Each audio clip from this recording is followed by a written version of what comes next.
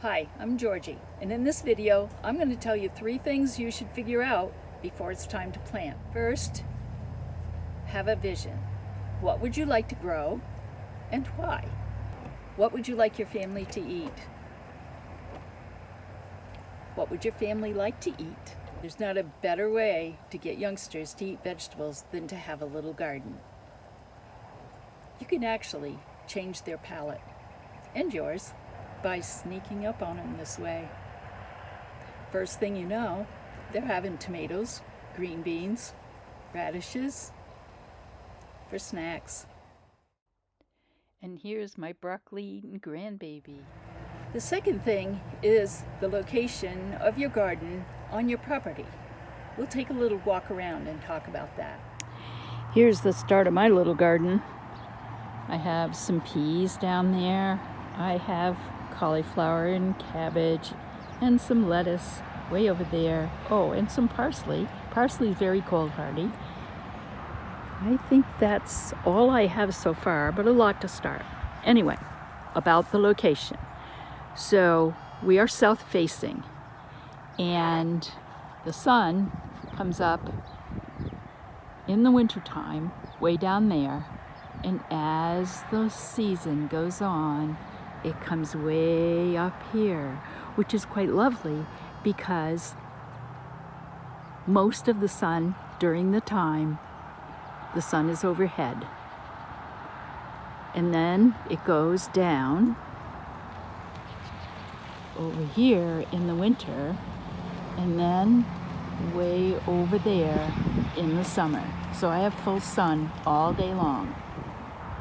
You're going to need 6 hours at least of full sun for your fruit to mature.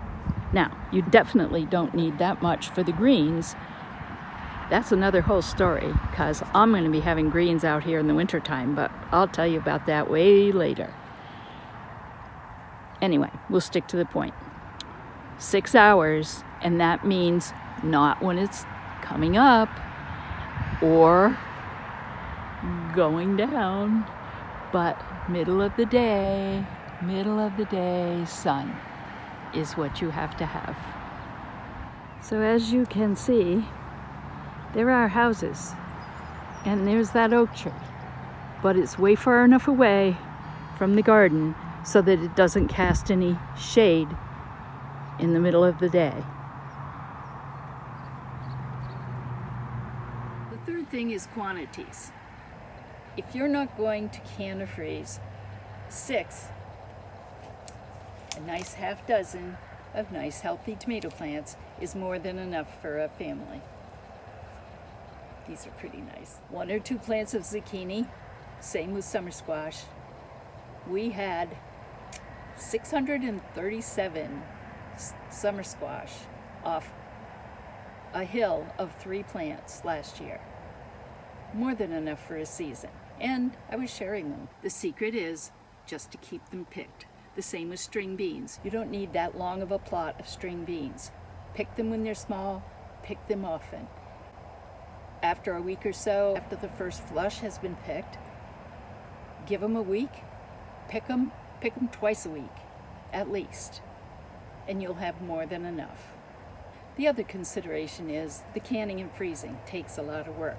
If you're working, if you have a job, if you have children, if you have a lot of things to do, putting away the things that you have in your vegetable garden can take an enormous amount of time. It has a time frame of its own as well.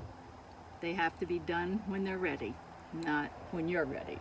If you found this helpful, check out my next video on 4 things to expect your first year. And thanks for watching.